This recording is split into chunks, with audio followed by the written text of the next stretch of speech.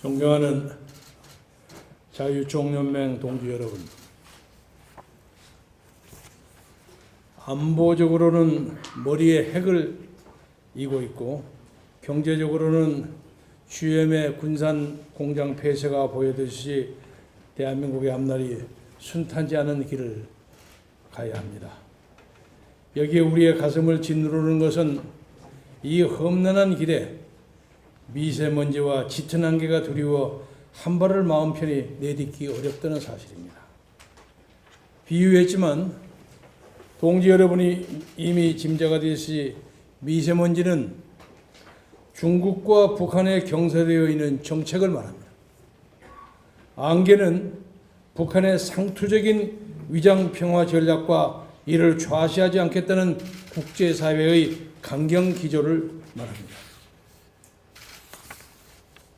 지금까지 북한은 시간을 벌기 위해서 항상 한민족을 강조해 왔습니다. 이번에도 역시 똑같은 패턴으로 하나된 민족을 내세우며 한반도에 안개를 피우고 뒤에서 핵무기 완성과 전략 미사일 개발에 박차를 가하고 있을 것입니다. 한민족 소중합니다. 하지만 이는 생물학적이고 원초적인 개념입니다. 때문에 집권층이 강조하지 않아도 민족의 마음에서 항상 우러나오고 생성되어 있는 본능이기 때문에 어쩌면 강조하는 것 자체가 어색하고 역사적으로 흑막이 많이 있어 왔습니다. 여러분, 히틀러의 나치즘을 아시죠? 아리안 민족의 기반을 둔 생물학적 가치, 민족의 우수성을 강조하면서 존재했습니다. 그 결과는 엄청난 독재를 가능하게 했고 유태인 학살이라는 반인류적 범죄를 가능하게 했습니다.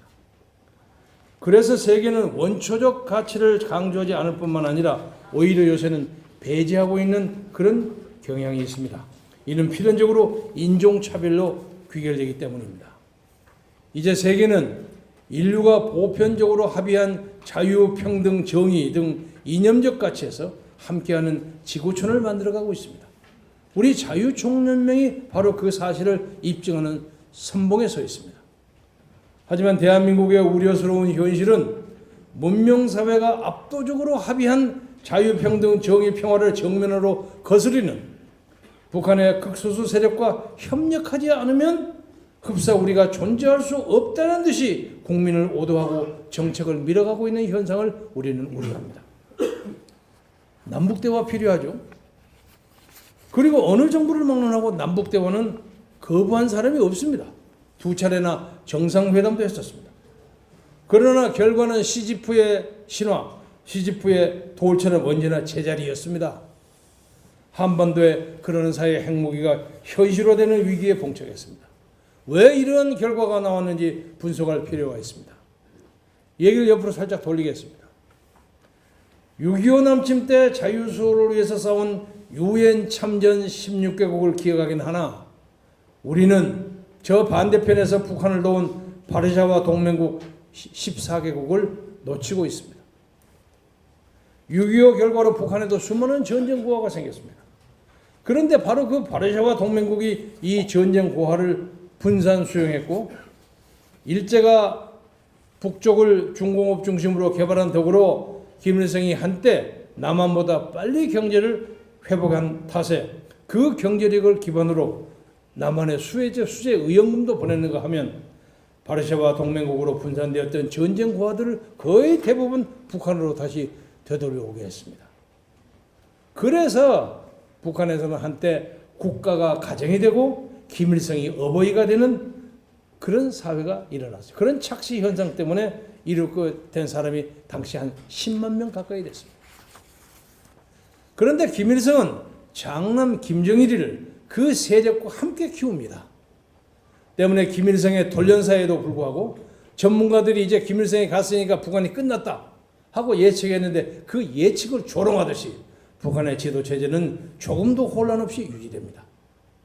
그러나 경제와 민생, 특히 인권은 엉망이 되었습니다. 그러나 지금의 김정은은 이러한 배경이 없습니다. 시중에서 말하는 허수아비에 불과할지도 모릅니다. 때문에 북한과의 대화도 과거와는 달라져야 합니다. 여기에 북한에 대한 압박 기조가 과거와는 다른 국제적 공감대가 크게 형성되었다는 것도 우리는 중요시해야 합니다. 역설적으로 압박이 강해지면 반발하기보다는 항복할 가능성이 매우 높아졌다는 분석을 해도 크게 어긋나지 않을 것입니다. 그리고 더욱 중요한 사실은 우리에게는 1954년 설립되어 오늘까지 64년을 존속하며 성장해온 연맹이 건재한다는 사실입니다. 우리 동지들이 자유라는 인류의 보편적 가치 중에 우뜸인 자유라는 이념을 지키며 확장하기 위해서 간단없이 노력한 엄청난 자산이 우리에게 있습니다. 그리고 이 위기를 바로 기회로 만들 절호의 찬스가 왔다는 사실입니다. 우리 사회 일각에서는 전쟁을 두려워하고 평화를 원하며 평화의 수단으로 대화와 양보를 강변합니다. 대화와 양보도 필요합니다. 저는 항상 내일 전쟁이 벌어지더라도 오늘까지 우리나라는, 특히 우리나라의 대통령은 마지막까지 평화와 대화를 주장하는 것이 대한민국의 숙명이고 대한민국 대통령의 정치적 숙명이라고 주장한 바 있습니다. 역사를 반추하면 이렇게 주장하지 않는 경우는 찾아보기 힘듭니다. 하지만 수많은 전쟁이 현재도 진행되고 있는 전쟁이 증명하듯이 이 명제는 100% 맞지 않습니다. 오히려 2차 대전 승리의 주역인 윈스턴 처칠이 뭐라고 했습니까? 평화는 강자의 특권이다. 이렇게 외쳤습니다. 우리가 북한에 대해서 양보하고 핵폭탄을 한다고 해도 여유를 가지는 것에 대한 사회심리적 배경에는 보수와 진보를 막론하고 설마 미국이 우리를 버리지 않겠지 하는 그런 안도감이 있습니다. 그러나 이것도 대단한 착각입니다. 월남의 경우를 보십시오. 월남이 월맹의 군사력에 패해서 철수했습니까? 아닙니다. 월남의 내부 분열과 이념적 공산화가 귀찮아서 미국이 철수해버린 것입니다. 대우의 김우중이라는 사람이 베트남 진출을 기업적 결단으로 했지만은 그가 월남에 진출하기 오래전부터 베트남은 미국의 경제적으로 종속되어 있었습니다. 아울러 베트남이 공산화되었다 한들 결국 미국은 시장 자본주의로 들어오고 말았습니다. 그리고 미국의 경제 정책 결정자들은 철수 전에 이미 이러한 미래를 예측하고 번거로움에서 손을 잠시 뺐을 뿐입니다. 저는 한반도 경우가 이와 다를 것이라고 주장하는 사람들은 현실 파악에 무지하다고 생각합니다. 대한민국은 우리 연맹의 주장대로 자유라는 이념을 중심으로 힘을 키워야 할 때입니다. 자유민주주의는 적어도 현재까지 인류가 발명한 최선의 정치체제예요.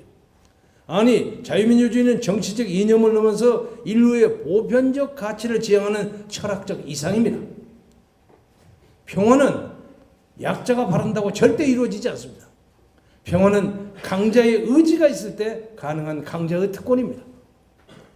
저의 삶을 반추해 보면 학생운동을 한다고 20대 청춘을 바치고 30대 초반에 망명국에 대해서 16년간 해외를 유랑하였고 40대 중반에 고국에 돌아와서 30년 온갖 풍상을 겪으며 이제 70대 중반을 달리고 있습니다. 그 중에서도 여러분과 함께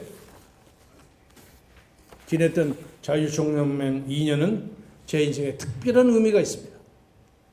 아마도 대한민국에서 가장 살아내기 힘든 무서운 땅, 무서운 풍토, 온갖 음모와 책력이 휘날리고 야심가들이 활개치는 거친 무대, 그러나 민족에 대한 신념과 행동이 번쩍이는 곳, 그것이 바로 한국 자유총연맹입니다. 저에게 자유총연맹 총재 2년은 2번의 국회의원과 1년짜리 청와대 특별보좌관보다 훨씬 귀중하고 짜릿짜릿한 그리고 감동적인 삶이었습니다. 그 시간 동안 저는 경상도, 전라도, 충청도, 강원도, 전국, 서울, 경기, 인천 전국 방방곡곡을 돌아다니면서 KTX와 자동차로 돌아다니면서 여러분 수많은 사람을 만나고 토론하고 손잡으면서 수많은 동지들의 애국정성을 다 기억하고 있습니다. 혹시 그동안 저 때문에 마음의 상처를 입은 분이 있으시다면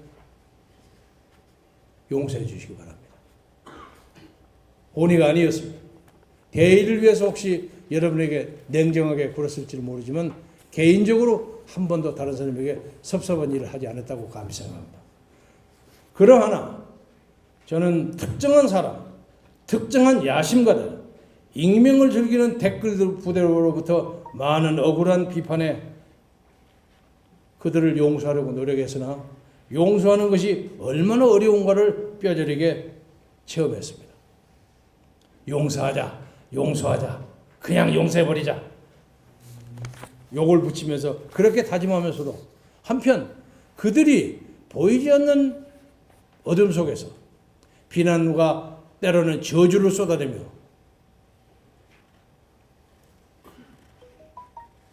호남 사람이라고 욕하며 보수 반동이라고 욕하고 우리 안에서도 나를 흔드는 그 수많은 사람들이 그 회색적인 행동을 보면서 그걸 하면서 그 사람들의 영혼이 얼마나 파괴됐을까. 나는 그들의 영혼을 더 불쌍하게 생각하고 마음이 언짢았습니다. 여러분 건강하시기 바랍니다. 제가 여러 가지 정치적 이유로 임기 3년 중에 2년을 마감하고 앞으로 경찰청 특수수사대 조사 결과 마무리되는 대로 사표를 내려고 합니다. 저 때문에 이 단체가 손해를 봐서는 안 됩니다. 그리고 탄핵에 대한 저의 심정은 변함이 별로 없습니다. 저는 박근혜 대통령 정권이 잘못한 것도 있다고 인정합니다. 그러나 지금까지 밝혀진 것만 가지고 그가 탄핵을 당할 만큼 잘못한 거라고는 아직 생각하지 않습니다. 하나만 얘기합시다. 국정농단이라고 그냥 TV에 이만큼 수백 개의 혐의가 막 나왔어요. 사람들이 다 놀랬죠. 이야, 이 박근혜 정말 나쁜 사람이구나. 그 수많은 국정농단의 혐의가 재판을 하고 보니까 하나도 증거로 채택되지 않았어요. 지금은 이재용한테 뇌물을 줬느냐 안 줬느냐 그게 핵심입니다. 이런 문제는 임기를 마치고 난 다음에 고 노무현 대통령처럼 재판을 받아가지고도 얼마든지 처벌을 받을 수 있는 것이 아니겠느냐. 저는 그런 생각을 가지고 있습니다. 그래서 저와 의견을 같이 하는 분들도 계실 것이고 또 반대하는 분도 계시리라고 생각합니다만은 저는 그 발언에 대해서 법적인 책임은 없지만 정치적, 도덕적 책임을 지려고 합니다. 오늘 마침 박근혜 전 대통령의 구형이 있는 날이라고 합니다. 아직 구형은 모르겠습니다만 이 비극의 역사가 조만간에 종식되고 진짜로 따뜻하게 서로서로 같이 사는 그런 사회가 되기 위해서 그런 사회를 위해서 우리 자유총연맹 동지들이 흔들리지 말고 우리의 가치와 이념을 지키면서 모략에 넘어가지 말고 살기를 바랍니다. 경찰에서 발표한 20만 원짜리 성형수술 카드라든가 수백만 원 카드로 음주를 즐겼다든가 그런 거 여러분 다 가짜인지 아시죠? 제가 어디 점을 뺀 적도 없습니다. 그런 거 안 합니다. 김경재 그렇게 치사하게 인생 안 살았습니다. 앞으로도 그럴 겁니다. 그리고 여러분하고 같이 보냈던 2년이 부끄러운 사람으로 그렇게 평가받지 않도록 앞으로 자인으로 돌아가서 나도 편하게 좀 더 자유스럽게 이제 할 말 빵빵 하면서 살자 저입니다. 여러분 건강하셔야 합니다. 건강해야만 반대도 하고 찬성도 하고 합니다. 그래서 우리 남아있는 미래를 위해서 대한민국을 위해서 열심히 노력합시다. 자유총연맹 만세! 감사합니다.